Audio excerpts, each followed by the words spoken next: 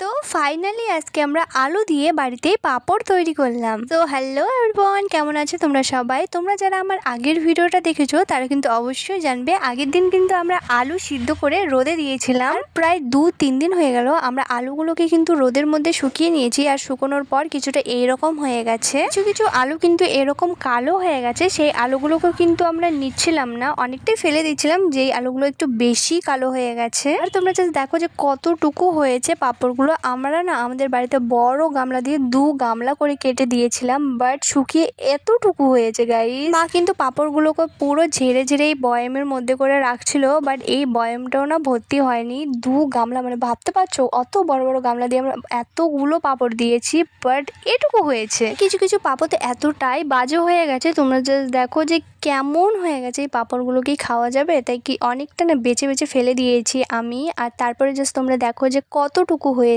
আচ্ছা, তোমরা কে কে বাড়িতে এইভাবে পাঁপড় তৈরি করেছো অবশ্যই কিন্তু জানিও। আমার কিন্তু তেমনটাও ভালো লাগে না এই পাঁপড়গুলো খেতে, মানে কেমন যেন একটা লাগে, মানে দোকানের কেনা পাঁপড়ের স্বাদই আলাদা। তোমরাও যদি বাড়িতে এইভাবে পাঁপড় বানাতে চাও তাহলে অবশ্যই কিন্তু একবার হলেও ট্রাই করে দেখো, এটা কিন্তু বেশ ভালো লাগবে তোমাদের। আমার যে খারাপ লেগেছে তোমার যে ভালো লাগবে না এটা কোনোদিনও হয় না, তোমাদের ভালো লাগতে পারে। সো তোমরা অবশ্যই একদিন ট্রাই করে দেখো।